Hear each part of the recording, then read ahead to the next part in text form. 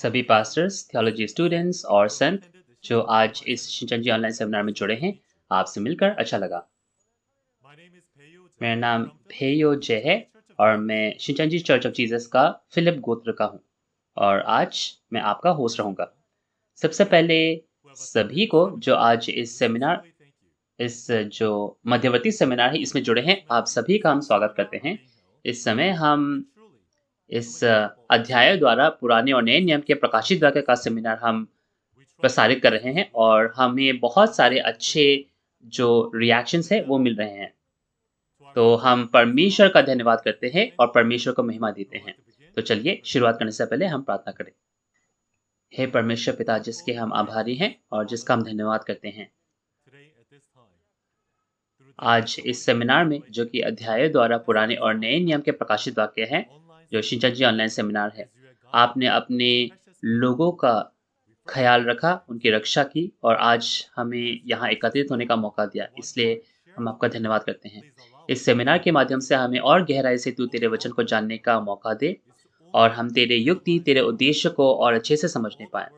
और इस गवाही के वचन से हम सब सच्चे विश्वासी बन सके, जो तुझ द्वारा स्वीकार किए जाएँ। इस समय बहुत सारे लोग हैं जो इस स्वर्ग के राज्य के इस सेमिनार को सुन रहे हैं। तो हमारा जो विश्वासी जीवन है उसका उद्देश्य क्या है वो एक बार हमें दोबारा याद दिला, ताकि हम इस आशा में और आगे बढ़ सकें। और जो इंस्ट्रक्टर आज हमें गवाही देंगे उन्हें तो पवित्र आत्मा से भरपूर कर, ताकि उस गवाही के वचन से हम भी भरपूर रूप से इस वचन का ज्ञान पा सकें। इस समय अपना अनुग्रह हम पे भरपूर रूप से दे और ये सारी विनती हम आज यीशु के पवित्र नाम से मांगते हैं। आमीन। जी हाँ, अब वचन सुनने का समय आ गया है। तो पिछले बार हमने पार्ट 5 किया था, उसको जारी रखते हुए हम आज पार्ट 6 में चलेंगे, जिसका शीर्षक है पुराने और नए नियम में वाचा का पादरी।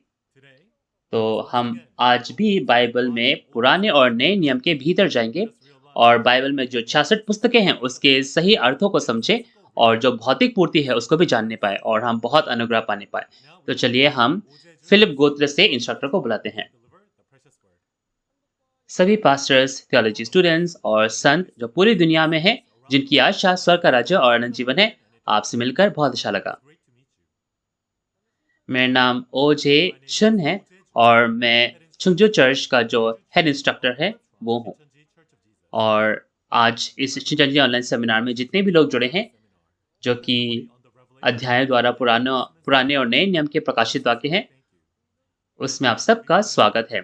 आज जिस शीर्षक पर हम बात करेंगे वो है पार्ट 6, पुराने और नए नियम के वाचा के पादरी।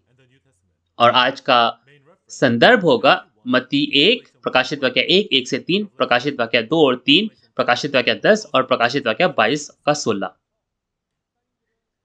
आज कई पास्टर्स होंगे जो बाइबल कई बार पढ़ चुके हैं और इन विषय के बारे में जानते होंगे, लेकिन कई होंगे जो इसके बारे में नहीं जानते होंगे। तो मैं आशा करता हूं कि आप लोग इस लेक्चर को अच्छे से सुनने पाएं और इस परमेश्वर के उद्देश्य को और गहराई से जानने पाएं। तो आज चलिए हम जानें कि पुरानी नियम में जो वाचा के पादरी हैं और नए नियम में वो वाचा के पादरी हैं, वे कौन है और उसकी हम जांच कैसे कर सकते हैं और ये वचन मुझ पर कैसे लागू होता है, उस पर हम ध्यान देने पाए और इससे बहुत हम अनुग्रह पाने पाए। तो सबसे पहले हम आज का जो शीर्षक है उसके जो मुख्य बिंदु हैं उस पर चलते हैं। वाचा का पादरी कौन है?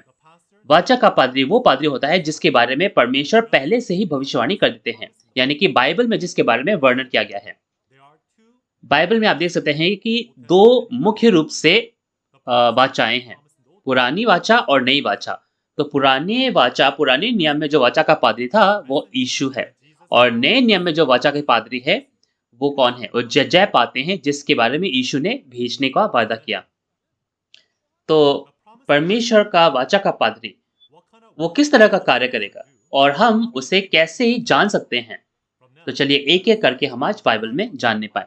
बाइबल में मुख्य रूप से 4 प्रकार के पास्टर्स होते हैं।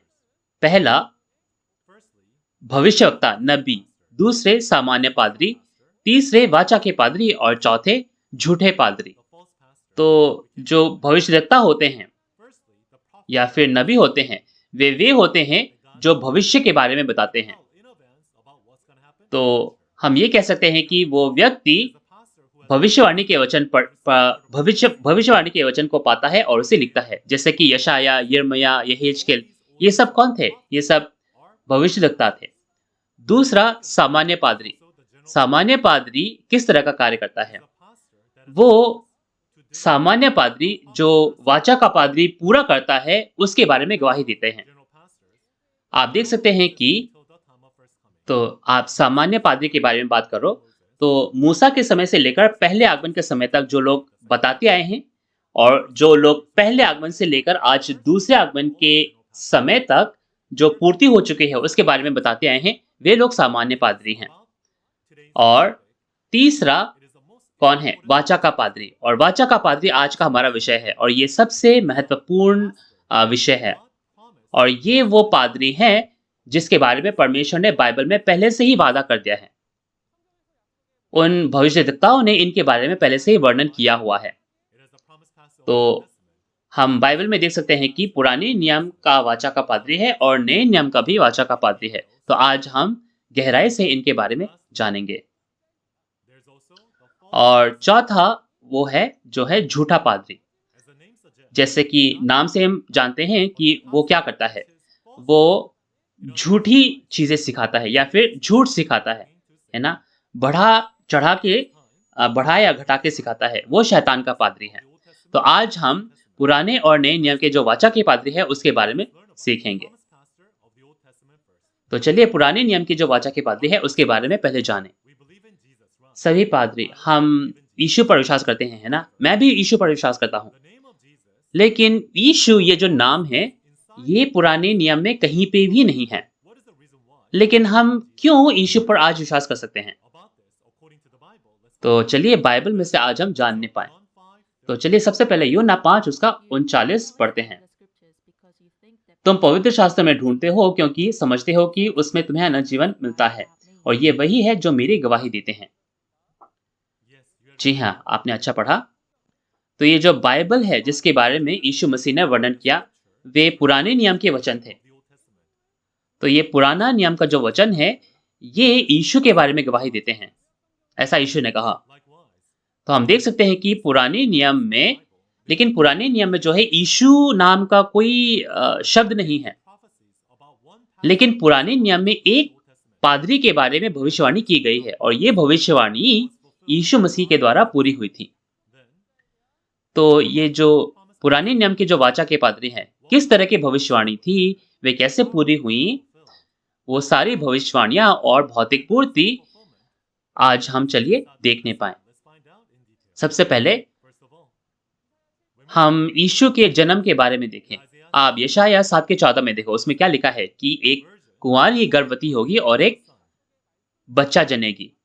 और इस भविष्यवाणी के हिसाब से आप मत्ती 1 उसके 18 से 23 में देख सकते हैं कि पहले आगमन के समय एक कुंवारी मरियम थी, उसके माध्यम से यीशु मसीह, है ना, उसके माध्यम से यीशु मसीह जन्मे थे।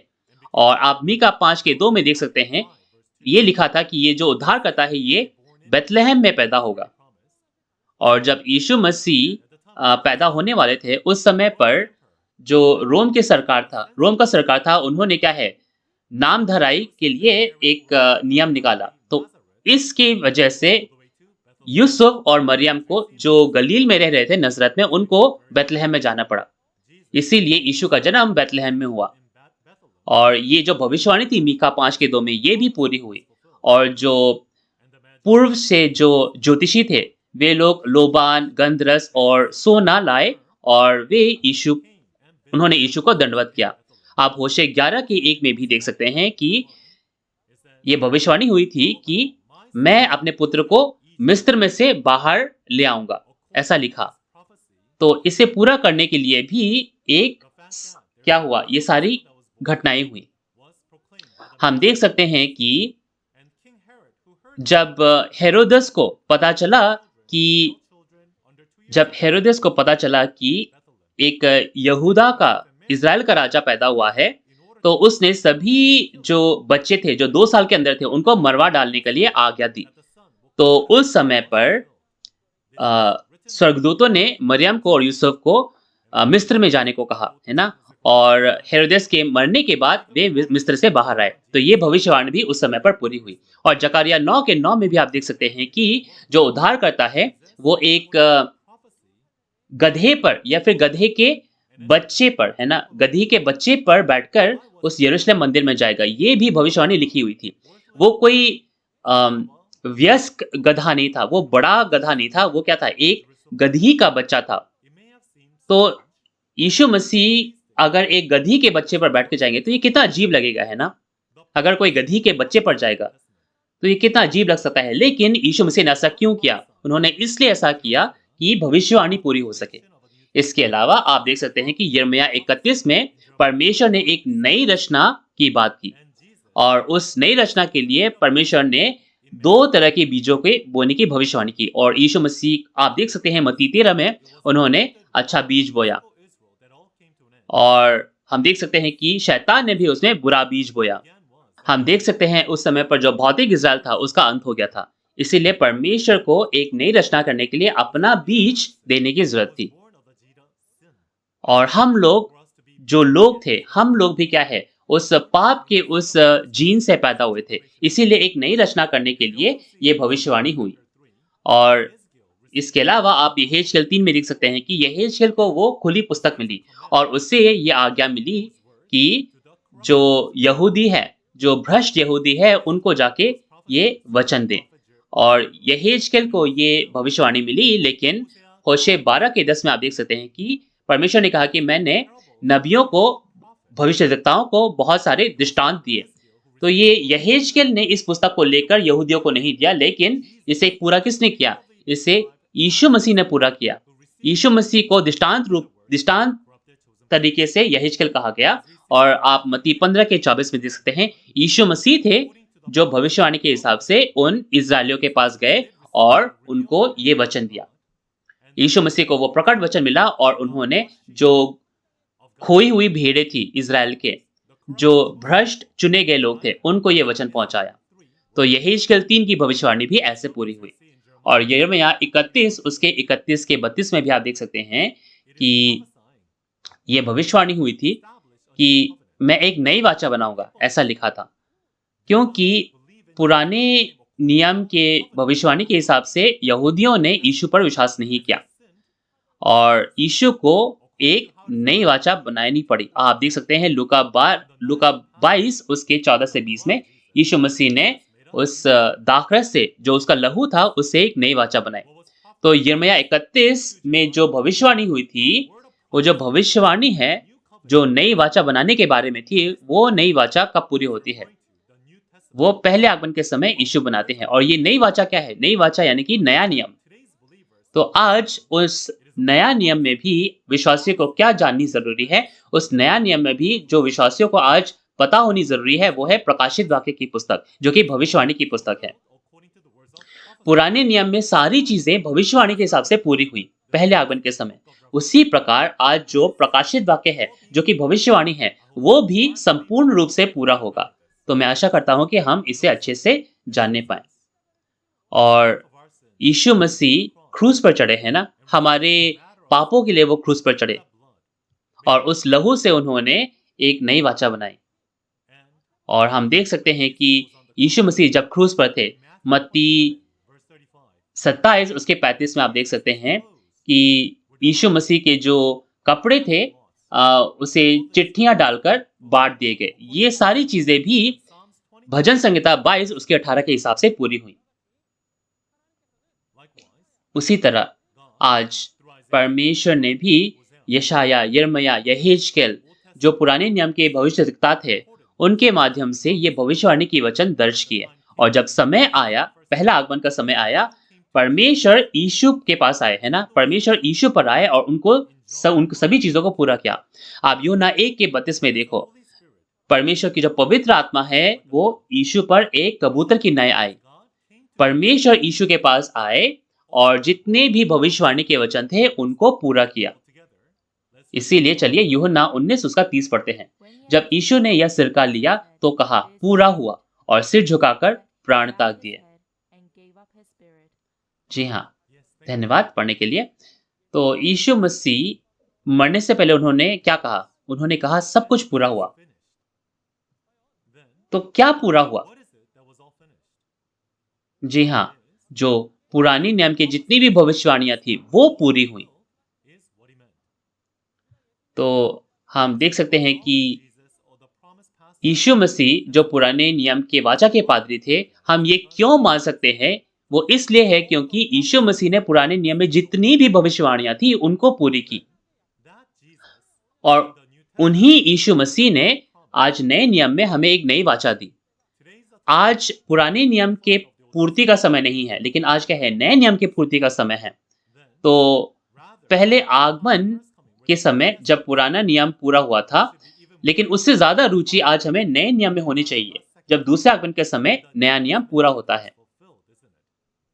तो आज मैं जिसके बारे में बात करने जा रहा हूँ, वो सबसे महत्वपूर्ण वो सामग्री है जो आज के समय के बारे में है, जो नए नियम के वाचा के पादरी के बारे में है, जिसके बारे में यीशु मसीह ने वादा किया। आप पुराने नियम में देख सकते हैं कि यीशु मसीह के बारे में बहुत सारी भविष्यवाणियां थी। उसी प्रकार आज 4 सुसमाचार और प्रकाशित वाक्य में भी जो नए नियम के वाचा के पादरी है, उसके बारे में बहुत सारे वायदे हैं। आप प्रकाशित वाक्य में मुख्य रूप से देख सकते हैं कि बहुत सारे अध्यायों में इस नए नियम के वाचा के पादरी में भविष्यवाणी की गई है। तो आज जितने भी लोग परमेश्वर पर, यीशु पर विश्वास करते हैं, तो जब ये भविष्यवाणी पूरी होती है, तो हमें उनके बारे में भी सीखने की ज़रूरत है ना? तो चलिए, अब मैं उन 4 सुसमाचारों में और प्रकाशित वाक्य में जो भविष्यवाणियाँ हैं, जो वाचा के पादरी के बारे में है, उनके बारे में चलिए जानने पाएँ। सबसे पहले प्रकाशित वाक्य 1 से 3 पढ़ते हैं। यीशु मसीह का प्रकाशित वाक्य, जो उसे परमेश्वर ने इसलिए दिया कि अपने दासों को वे बातें जिनका शीघ्र होना अवश्य है, दिखाए। और उसने अपने स्वर्गदूत को भेजकर उसके द्वारा अपने दास यूहन्ना को बताया, जिसने परमेश्वर के वचन और यीशु मसीह की गवाही, अर्थात जो कुछ उसने देखा था उसकी गवाही दी। धन्य है वह जो इस भविष्यवाणी के वचन को पढ़ता है और वे जो सुनते हैं और इसमें लिखी हुई बातों को मानते हैं, क्योंकि समय निकट है। जी हाँ, आप प्रकाशित वाक्य 1 में देख सकते हैं कि ये उस प्रक्रिया को, उस रूट को, है ना? उस प्रोसेस को बताता है कि ये प्रकाशित वाक्य लोगों तक पहुंचता कैसे है। ये प्रकाशित वाक्य किसने लिखा था? प्रकाशित वाक्य यूहन्ना के एक जो चेले थे, यीशु के जो चेले थे यूहन्ना, उन्होंने लिखा था। और हम देख सकते हैं कि प्रकाशित वाक्य क्या क्या मतलब है? प्रकाशित वाक्य का मतलब है खोलकर, है ना? खोलकर प्रकट करना। जो बंद था उसे खोलकर प्रकट करना। हम देख सकते हैं कि परमेश्वर के दाहिने हाथ में एक बंद पुस्तक थी और यीशु मसीह ने उसे खोलकर ये दिया। इसीलिए वो क्या है? अब ये प्रकट वचन है। और यूहन्ना ने इस प्रकाशित वाक्य को दर्ज किया। इसीलिए ये वो प्रकाशित वाक्य है जिसको यूहन्ना ने दर्ज किया। तो आप प्रकाशित वाक्य में देख सकते हैं कि ये प्रकाशित वाक्य की पुस्तक लोगों तक कैसे पहुंचती है। आप इस चित्र से देख सकते हैं। परमेश्वर के दाहिने हाथ में जो बंद पुस्तक थी, जो प्रकाशित वाक्य की भविष्यवाणियां थी, जो दृष्टांतों में बंद थी, है ना? जिसको कोई नहीं समझ सकता था। यीशु मसीह ने उस पुस्तक को ली, प्रकाशित वाक्य 6 और 8 में उनको खोला, सभी चीजें पूरी की। और हम देख सकते हैं कि 2000 साल पहले जो बंद पुस्तक थी, जो यीशु मसीह ने खोला और पूरा किया, अब जो 2000 साल से चीजें बंद थी, वो पूरी हो गई हैं और इस प्रकट वचन को लोगों तक पहुंचाया जाता है। तो परमेश्वर ये सेवकों तक इस वचन को पहुंचाना चाहते हैं, है ना? तो इन सेवकों तक ये वचन कैसे पहुंचाया जाए?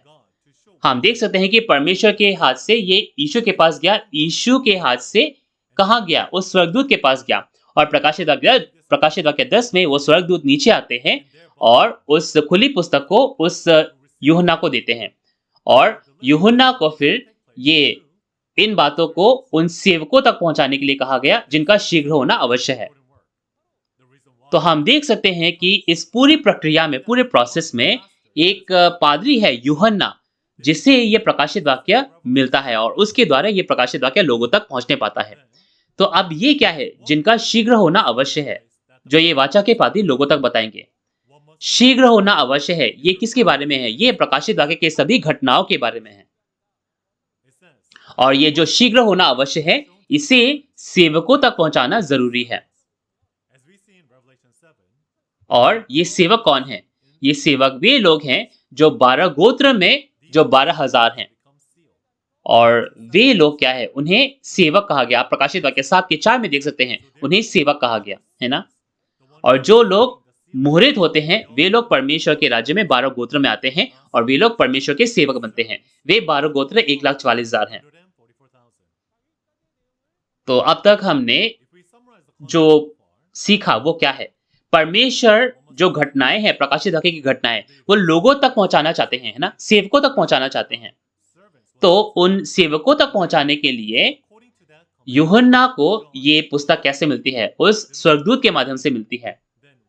तो आज यूहन्ना जिसे ये प्रकट वचन मिला, ये लोगों तक वचन पहुंचाते हैं। लेकिन ये जो यूहन्ना है, जो इसको दर्ज करते हैं, ये वो भौतिक यूहन्ना नहीं है जो 2000 साल पहले थे। हम होशे 12 के 10 में देख सकते हैं कि परमेश्वर ने भविष्यद्वक्ताओं के माध्यम से बहुत सारी भविष्यवाणियां दी, दृष्टांत दिए, है ना?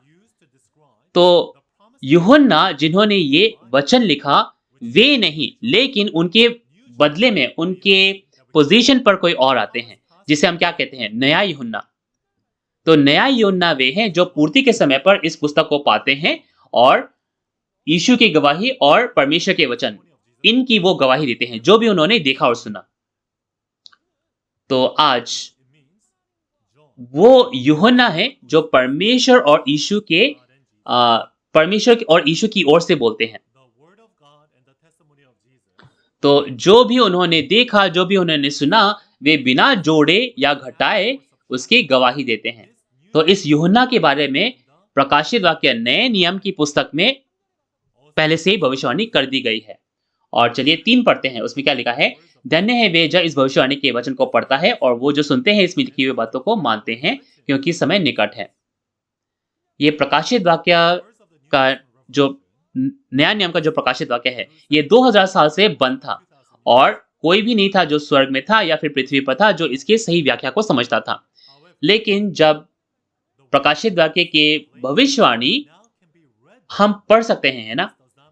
पढ़ सकते का मतलब ये नहीं है कि आप पढ़ सकते हो। पढ़ सकते का मतलब है कि एक व्यक्ति जो उसके सही व्याख्याओं को समझता हो। पढ़ना यानी कि भौतिक रूप से पढ़ना नहीं है। पढ़ना यानी कि क्या है? जो इसे समझे। तो आज नया यूहन्ना जिसे ये प्रकट वचन यीशु के माध्यम से मिला, ये नया यूहन्ना है जो इसके सभी पुस्तकों, इस नए नियम के प्रकाशित वाक्य के सभी पुस्तकों के जो सही व्याख्या है उसको जानता है और इसके माध्यम से लोगों तक ये प्रकाशित वाक्य पहुंच सकता है। तो आज ये जो प्रकट वचन है, जिसे लोग इस प्रकाशित वाक्य को जो पढ़ता है और जो लोग सुनते हैं, वे लोग धन्य होते हैं। लेकिन वे लोग जो सुनते हैं, केवल वे नहीं, लेकिन जो इनमें लिखी हुई बातों को मानते हैं, वे लोग अंत में धन्य होते हैं। तो आज चलिए इस भविष्यवाणी जो हम 2000 साल से पढ़ रहे हैं, इसकी पूर्ति के बारे में पढ़ें, क्योंकि आज इन भविष्यवाणियों की पूर्ति हुई है। तो हम देख सकते हैं कि जब प्रकाशित वाक्य शुरू होता है तो यीशु मसीह उन 7 तारों, उन 7 दीवटों के माध्यम से कार्य करते हैं। और उन 7 दूतों को, 7 तारों को क्या कहा गया? 7 दूत कहा गया। प्रकाशित वाक्य 1 के आप 20 में देख सकते हैं। और यीशु मसीह ने क्या कहा? वे भेद हैं, है ना? जो 7 तारे जो तूने मेरे दाहिने हाथ में देखे, वे भेद हैं। तो हम देख सकते हैं कि ये जो 7 तारे थे, ये यीशु द्वारा चुने गए और ये दूसरे आगमन का कार्य करते हैं। लेकिन जैसे कि हम प्रकाशित वाक्य 2 और 3 में देख सकते हैं कि इन 7 दीवटों के मंदिर में जो शैतान के पादरी है, निकोलाइयों, ये लोग प्रवेश करते हैं। तो ये जो 7 दूत है जिनको यीशु मसीह ने नियुक्त किया, वे लोग इन निकोलाइयों के साथ एक हो जाते हैं और वो लोग पाप करते हैं। इस समय यीशु मसीह एक व्यक्ति को चुनते हैं, उसे नियुक्त करते हैं और ये वो व्यक्ति है जिसे यीशु जिसका अभिषेक करता है और प्रकाशित वाक्य 1 के 10 से उसे चुनता है। वो नया नियम का वाचा का पादरी है। यीशु मसीह इस व्यक्ति को चुनते हैं और प्रकाशित वाक्य 2 और 3 के सभी क्या है, सभी जो भेद हैं, सभी जो सामग्री है वो दिखाते हैं और उसे कहते हैं कि पश पश्चाताप के वो पत्र उन 7 दूतों को भेजे, मन फिराने के लिए उनको पत्र भेजे। तो हम देख सकते हैं कि ये जो नियुक्त कार्य था, ये केवल एक व्यक्ति को मिला, जिसे हम क्या कहते हैं, नया यूहन्ना। तो नया यूहन्ना को यीशु मसीह ने ये भी कहा कि तुम्हें जय पाने की जरूरत है, तुम्हें निकोलियों से लड़ने की जरूरत है, तुम्हें शत्रु से लड़कर जय पाने की जरूरत है, ये भी कहा। तो वो जो 7 दूत थे, जो 7 दीवटों का मंदिर था, वे लोग निकोलियों के साथ एक हो जाते हैं, जो मूर्तियों को चढ़ाया हुआ भोजन है वो खाते हैं, वो व्यभिचार करते हैं। तो उनसे कहा गया कि वे निकोलियों के साथ जो उनका युद्ध है, उसमें वो लड़े और वो जय पाए। तो हम देख सकते हैं कि प्रकाशित वाक्य 2 और 3 में जो इन निकोलियों से जय पाता है, इनसे लड़ता है और इन पर जय पाता है, वो जय पाने वाला बनता है। तो प्रकाशित वाक्य 2 और 3 के सभी आशीषें उस जय पाने वाले को मिलती है। ये वो वाचा का पादरी बनता है। तो किस तरह की आशीषें उस वाचा के पादरी को मिलती है? चलिए प्रकाशित वाक्य 2 का 17 पढ़ते हैं। जिसके कान हो वह सुन ले कि पवित्र आत्मा कलीसियाओं से क्या कहता है। जो जय पाए उसको मैं गुप्त मन्ना में से दूंगा और उसे एक श्वेत पत्थर भी दूंगा और उस पत्थर पर एक नाम लिखा हुआ होगा जिसे उसके पाने वाले के सिवाय और कोई न जानेगा। जी हाँ, तो आप जब उन आशीषों के बारे में पढ़ते हैं, उन वादा किए गए आशीषों के बारे में पढ़ते हैं, तो हम देख सकते हैं कि उस नया यूहन्ना को, उस जय पाने वाले को एक सफेद पत्थर मिलता है, एक लोहे का राजदंड मिलता है और उसे जो स्वर्ग का राज्य है वो भी उस जय पाने वाले के साथ होता है, ऐसा लिखा है। और जो जय पाता है वो यीशु के सिंहासन पर भी बैठ पाएगा, ये भी आशीष लिखे हुए हैं। तो आज प्रकाशित वाक्य के पूर्ति के समय पर परमेश्वर, यीशु और स्वर्ग का राज्य उस जय पाने वाले के साथ है। इसीलिए तो उस जय पाने वाले से मिलना आज स्वर्ग, परमेश्वर और यीशु से मिलने के बराबर है। और आज इस वाचा के पादरी से मिलना, जिसके बारे में नया नियम में वादा किया गया है, इससे मिलना बहुत क्या है, महत्वपूर्ण कार्य है। और जैसे कि प्रकाशित वाक्य 10 में भी लिखा है कि नया नियम का जो वाचा का पादरी है, उसे ये खुली पुस्तक मिली जिसे यीशु ने उस स्वर्गदूत के माध्यम से दिया। और उस वाचा के पादरी को इस वचन की जो सामग्री है उसे लोगों तक पहुंचाने के लिए कहा गया। आप देख सकते हैं कि पहले आगमन के समय पर यीशु मसीह ने वो खुली पुस्तक खाई और उन वचनों को जो यहूदी थे, जो इजरायली थे, जो भ्रष्ट इजरायली थे, उन तक पहुंचाया गया। लेकिन दूसरे आगमन के समय पर यीशु नहीं खाते हैं, इसे कौन खाते हैं? यूहन्ना खाते हैं और यूहन्ना इस सामग्री को लोगों तक पहुंचाते हैं। ये यूहन्ना यीशु नहीं है, लेकिन ये एक वाचा के पादरी हैं जो नए नियम के हैं और जिन्हें क्या है, हम दृष्टांत रूपी कैसे कहते हैं, दृष्टांत रूपी नया यूहन्ना ऐसा कहते हैं। आप देख सकते हैं कि यीशु मसीह ने प्रकाशित वाक्य 6 से इस पुस्तक को खोली और इन सभी घटनाओं को पूरा किया। और जब वो सारी चीजें पूरी होती हैं, यीशु इसे स्वर्गदूत को देते हैं और स्वर्गदूत ये वचन को नया यूहन्ना को देते हैं और नया यूहन्ना को बहुत सारे जातियों, कुलों, भाषाओं को ये भविष्यवाणी दोबारा, ये गवाही दोबारा देने के लिए कहते हैं। तो आज दूसरे आगमन के समय पर नया यूहन्ना है जो इस खुली पुस्तक को पाते हैं और इसे खाते हैं। तो हम ये जानने पाए कि प्रकाशित वाक्य के वचन जब पूरे होते हैं, तो जो व्यक्ति इस वचनों को पूरा करेगा, जो व्यक्ति इन कार्यों को पूरा करेगा, वो वाचा का पादरी होगा। तो ये जो प्रकाशित वाक्य की पुस्तक है, जो खुली पुस्तक है, ये परमेश्वर के हाथ में नहीं है, यीशु के हाथ में नहीं है, स्वर्गदूत के हाथ में नहीं है, लेकिन उस जय पाने वाले उस नया यूहन्ना के पेट में है। तो नया यूहन्ना के अलावा ये पुस्तक किसी के पास नहीं है। इसीलिए आज वो नया यूहन्ना ही केवल वो पादरी है जिसे प्रकाशित वाक्य में महारत हासिल हुई है, जो आज नए नियम के सभी भविष्यवाणियों के बारे में सही व्याख्या दे सकते हैं और वे क्या है, चलती फिरती बाइबल बन चुके हैं। और आज प्रकाशित वाक्य के हिसाब से वे सभी घटनाएं देखते हैं और वे क्या है, सभी लोगों को, सभी जातियों, भाषाओं को इस गवाही के बारे में दोबारा वे भविष्यवाणी सुनाते हैं। तो क्योंकि नया यूहन्ना को ये गवाही का वचन मिला है ना, ये प्रकट वचन मिला, तो अगर हम इस नया यूहन्ना से वो प्रकट वचन सुनेंगे, प्रकाशित वाक्य के वचन सुनेंगे, तो हमें भी जानने को मिलेगा, है ना? क्या प्रकाशित वाक्य वो नियम नहीं जो सभी राष्ट्रों को, सभी विश्वासियों को रखनी जरूरी है ना? इसीलिए यीशु मसीह ने सभी कलीसियाओं के लिए अपने दूत को भेजने के लिए वादा किया। आप प्रकाशित वाक्य 22 का चलिए 16 पढ़ते हैं। मुझे यीशु ने अपने स्वर्गदूत को इसलिए भेजा कि तुम्हारे आगे कलीसियाओं के विषय में इन बातों की गवाही दे। मैं दाऊद का मूल और वंश और भोर का चमकता हुआ तारा हूं। जी हाँ, तो प्रकाशित वाक्य 22 के 8 में आप देख सकते हैं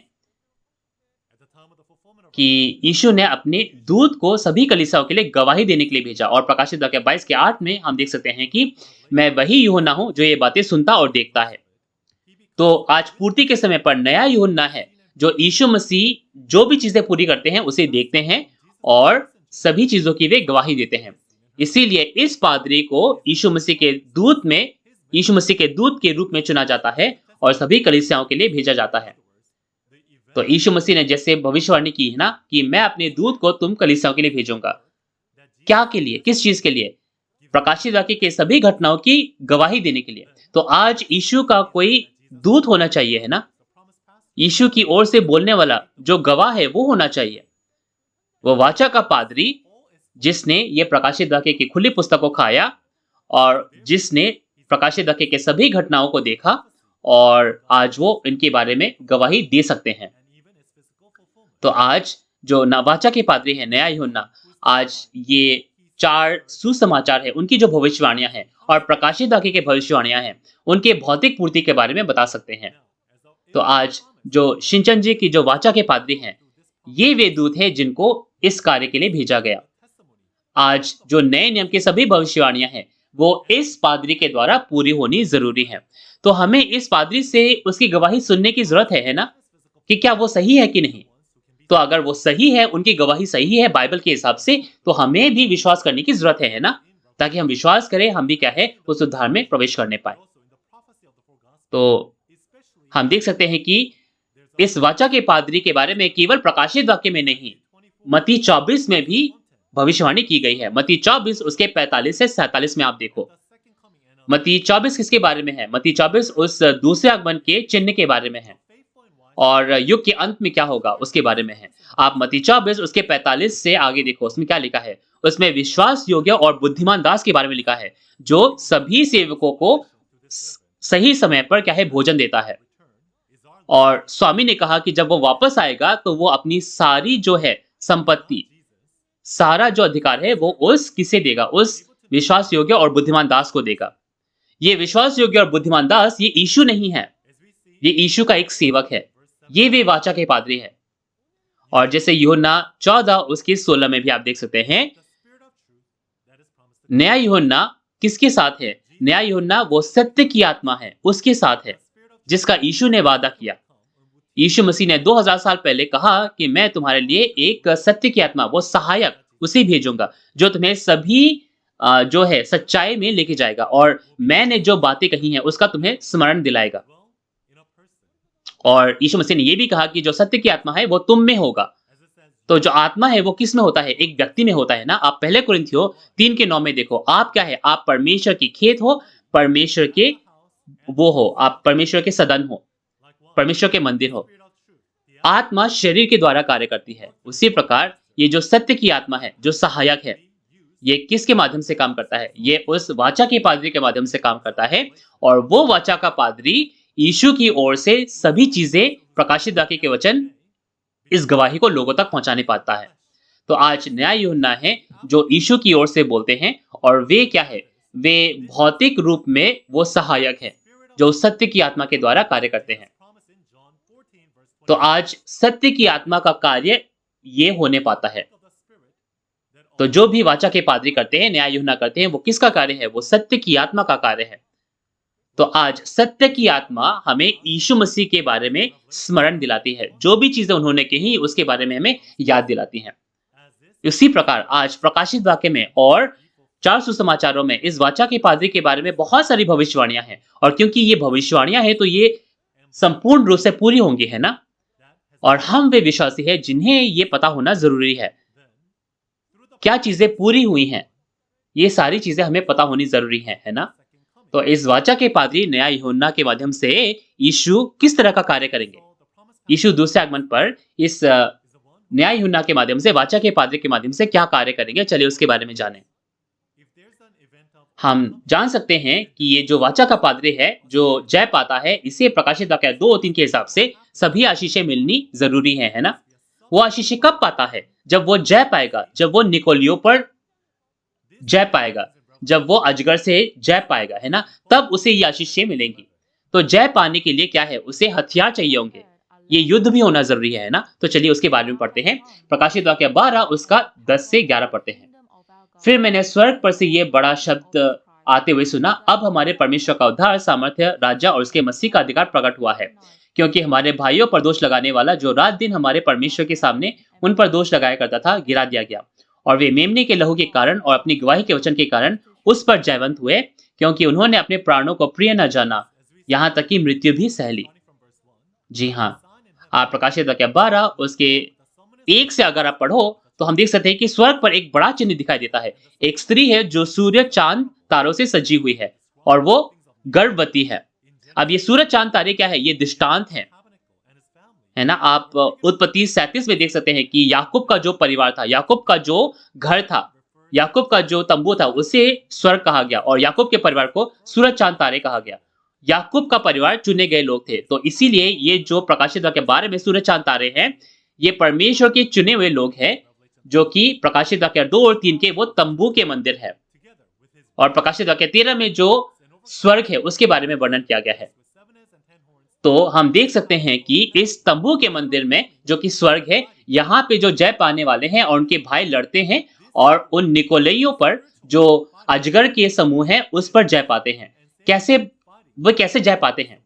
वे यीशु के लहू और अपने गवाही के वचन से लड़कर जय पाने पाते हैं। और हम देख सकते हैं कि इस नर बच्चे द्वारा, इस जय पाने वाले द्वारा विजय प्राप्त किया जाता है और उनके जय पाने के माध्यम से अब परमेश्वर का राज्य, उद्धार और सामर्थ्य प्रकट होने पाता है।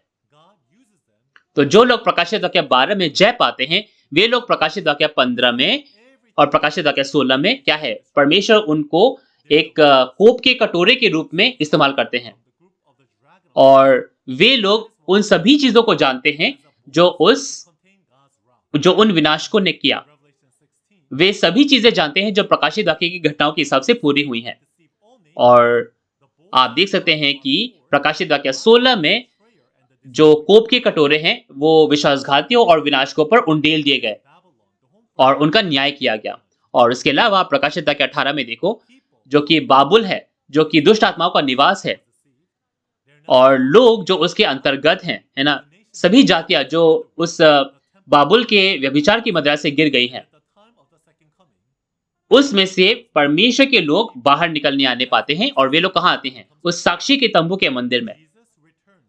और ये वो उद्धार का जगह है जहां लोगों को आने की जरूरत है। आज दूसरे आगमन के समय यीशु मसीह वापस आते हैं, उस वाचा के पादरी के साथ एक होते हैं और जो परमेश्वर के बीज से जन्मे हैं उनकी कटनी करते हैं।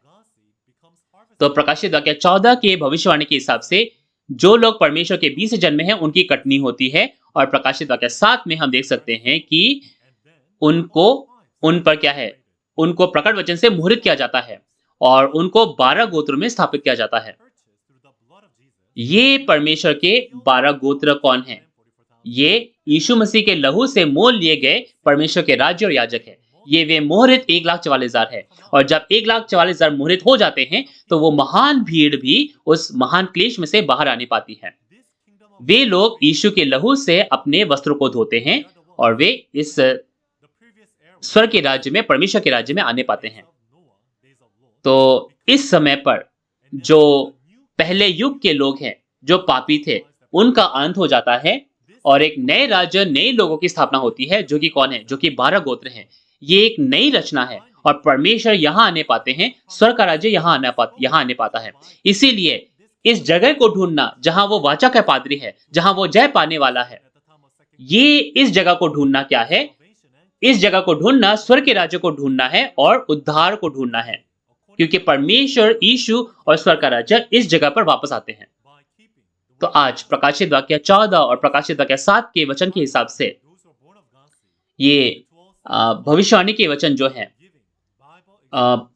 इन भविष्यवाणी के हिसाब से जो परमेश्वर के बीच से जन्मे हैं उनकी कटनी होती है और उन्हें बाइबल एग्जाम के माध्यम से मुहरित किया जाता है और उन्हें 12 गोत्र में स्थापित किया जाता है। ये सभी चीजें कैसे होती हैं? सभी चीजें बाइबल की भविष्यवाणी के हिसाब से होती हैं और दुनिया में केवल एक ही जगह है, ये जगह पूरा होता है जहां ये सारी चीजें पूरी होती है, जो क्या है? शिनचन जी।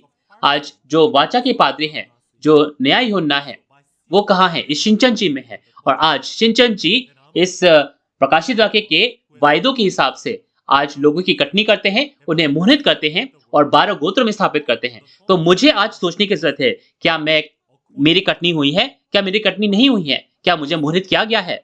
क्या मैं 12 गोत्रों में हूँ? मुझे आज ये जानने की जरूरत है, मुझे आज ये पूछने की जरूरत है ना? क्योंकि आज परमेश्वर का राज्य उन 12 गोत्रों पर उतरता है। तो अगर हम भी इस 12 गोत्र में शामिल होते हैं, तो हम भी परमेश्वर के उस आशीष को पानी पाएंगे, है ना? तो चलिए प्रकाशित वाक्य 21 के 6 को पढ़ते हैं। फिर उसने मुझसे कहा, ये बातें पूरी हो गई है। मैं अल्फा और ओमेगा, आदि और अंत हूँ। मैं प्यासे को जीवन के जल के सोते में से सेत में पिलाऊंगा। तो यीशु मसीह ने क्या कहा? यीशु मसीह ने कहा कि यीशु मसीह ने 4 सुसमाचारों और प्रकाशित वाक्य में उस वाचा के पादरी के बारे में भविष्यवाणी की। और यीशु मसीह भी आज क्या है? वापस आते हैं और प्रकाशित वाक्य 21 के 6 के हिसाब से क्या है? सभी चीजें पूरी करते हैं। और यीशु मसीह क्या कहते हैं? सब कुछ पूरा हुआ, है ना? सभी बातें पूरी हुई। तो आज यीशु मसीह भी सभी प्रकाशित वाक्य के भविष्यवाणियां पूरी करते हैं। तो आज नए नियम के हिसाब से जो वाचा के पादरी भेजे गए उसके बारे में हमने सीखा। पुराने नियम में जो वाचा के पादरी थे वे कौन थे? यीशु मसीह। और आज नए नियम के 4 सुसमाचारों और प्रकाशित वाक्य में भी उस वाचा के पादरी के बारे में लिखा गया है। वो कौन है? जो प्रकाशित वाक्य 12 में जय पाता है, प्रकाशित वाक्य 2 और 3 में जो जय पाता है और जिसे हम क्या कहते हैं? नया यूहन्ना, है ना? तो हम देख सकते हैं कि बाइबल में जो 39 पुस्तकें हैं पुरानी नियम की, वो किसके बारे में बताती हैं? वो उस यीशु मसीह के बारे में बताती हैं, है ना? उस वाचा के पादरी के बारे में। उसी प्रकार नए नियम की जो 27 पुस्तकें हैं, वो इस नए नियम के वाचा के पादरी के बारे में गवाही देते हैं। तो आज जिस पुस्तक पर हमें अध्ययन करने की जरूरत है, जिसे हमें जानने की जरूरत है, वो है नया नियम की पुस्तक, खासकर नए नियम के पुस्तकों की भविष्यवाणियां। तो आज जब ये नए नियम की भविष्यवाणियां पूरी होती है, तो हमें इस वाचा के पादरी से मिलने की जरूरत है ना? उससे मिलने की जरूरत है, उसकी गवाही सुनने की जरूरत है और हमें जांचने की जरूरत है कि क्या ये सारी चीजें बाइबल के हिसाब से पूरी हुई है कि नहीं। और अगर ये बाइबल के हिसाब से पूरी हुई है, तो क्या हमें विश्वास नहीं करना है? लेकिन यीशु मसीह ने क्या कहा कि जब मनुष्य का पुत्र आएगा तो क्या वो विश्वास पाएगा? ऐसा भी यीशु मसीह ने कहा, है ना? तो मुझे ये सोचने की जरूरत है कि क्या यीशु मसीह मेरे विश्वास को स्वीकार करेंगे? क्या मैं भविष्यवाणी के हिसाब से पूर्ति पर विश्वास कर पाता हूं कि नहीं? और उसी प्रकार यीशु मसीह ने यह भी कहा कि अगर प्रकाशित वाक्य में कोई बढ़ाता या घटाता है, तो वो स्वर्ग के राज्य में प्रवेश नहीं कर सकता है। इसीलिए अगर हम प्रकाशित वाक्य को जानेंगे तो हम बढ़ाएंगे घटाएंगे नहीं, है ना? इसीलिए हमें जानने की जरूरत है। पहले आगमन के समय लोगों को यीशु मसीह से मिलना जरूरी था। उद्धार पाने के लिए लोगों को यीशु मसीह से मिलना जरूरी था। उसी प्रकार आज दूसरे आगमन पर भी जो वाचा की पादरी है, उनसे मिलना जरूरी है, ताकि हम प्रकाशित वाक्य के सभी गवाही को पाने पाए और अपने उस उद्धार को जो स्वर्ग का राज्य है उसमें जाने पाए। तो आज नए नियम के जो सभी भविष्यवाणियों की गवाही देते हैं, जो संपूर्ण रूप से उनकी सही व्याख्या देते हैं, वे कौन है? आज नए नियम के वाचा के पादरी हैं। तो हम उस वाचा के पादरी से ये प्रकाशित वाक्य का वचन सीखने पाए और हम वे सच्चे विश्वासी बने जो आज उद्धार में प्रवेश करने पाए। अगली बार हम मत्ती 6 के बारे में पढ़ेंगे। मत्ती 6 में हम देख सकते हैं कि वो जो प्रभु प्रार्थना है उसके बारे में, है ना? तो प्रभु प्रार्थना के अंदर भी यीशु मसीह ने हमें क्या है? यीशु मसीह ने हमें कुछ आज्ञाएं दी, उसके बारे में चलिए हम अगली बार पढ़ें। हम एक ऐसे हृदय के साथ आए जो जानने के लिए उत्सुक हो और अपने बाइबल के जो ज्ञान है ना, उसको बढ़ाए और अपने उस अंत के जो हमारे उद्देश्य है उस तक पहुंचने पाए। हम परमेश्वर, यीशु और वचन में एक हैं। We are one. तो चलिए हम सब प्रार्थना करें।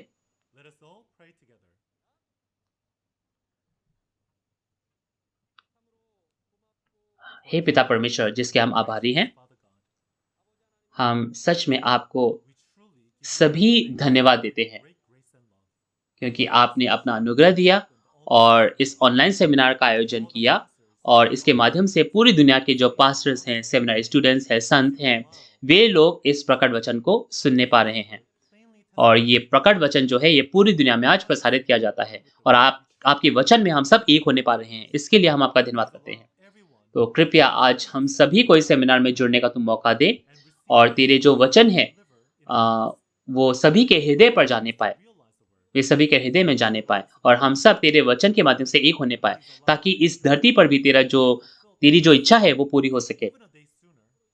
और आगे आने वाले सभी सेमिनार में भी इन पर्यावरणों जो भी पर्यावरण है उनको तू खोल ताकि और भी लोग जुड़ने पाए, इस वचन को सीखने पाए और उन सभी लोगों को ऐसे आंखें, ऐसे कान, ऐसे हृदय दे जो आज नए नियम में जो वाचा के पात्री है उसको जानने पाए, उससे मिलने पाए। तो आज हम सब भी इस सच्चाई के साथ एक होने पाए। ये सारी विनती हम उद्धारकर्ता प्रभु यीशु मसीह के नाम से मांगते हैं। आमीन। तो आपका अंत तक बने रहने के लिए बहुत बहुत धन्यवाद।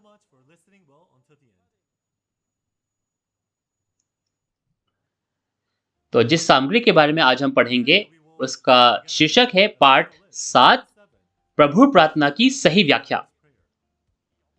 आध्यात्मिक बीज दो प्रकार के हैं, है ना? परमेश्वर का बीज और शैतान का बीज। और इन दो प्रकार के बीजों के जो परिणाम हैं वो बहुत अलग हैं। तेरा राज्य आए, ये बहुत ही महत्वपूर्ण सामग्री है। तेरा राज्य आए, कहाँ है ये? कहाँ आएगा ये स्वर्ग का राज्य? और ये कब आएगा, कैसे आएगा, हमें जानने की जरूरत है। तो जैसे आपने वीडियो में देखा कि आने वाले समय पर ये जो मध्यवर्ती पाठ 7 है उस पर हम अध्ययन करेंगे और समय आज के जैसा ही रहेगा। तो मैं आशा करता हूं आप भी अगले बार भी आने पाए और ये जो मूल्यवान जो जीवन के वचन है इसको हम सुनने पाए। तो अध्याय द्वारा पुराने और नए नियम के प्रकाशित वाक्य शिनचैनजी ऑनलाइन सेमिनार आज पूरी दुनिया में हमारे जो ऑफिशियल यूट्यूब चैनल है उसके द्वारा आज प्रसारित किया जा रहा है। तो जितने भी लोग आज परमेश्वर के वचन के लिए प्यासे हैं, अगर आप कुछ पूछना चाहते हैं, अगर आप चिंचन के बारे में जानना चाहते हैं, आप किसी भी चीज के बारे में रुचि रखते हैं, तो इन नंबर्स पर आप कभी भी संपर्क कर सकते हैं।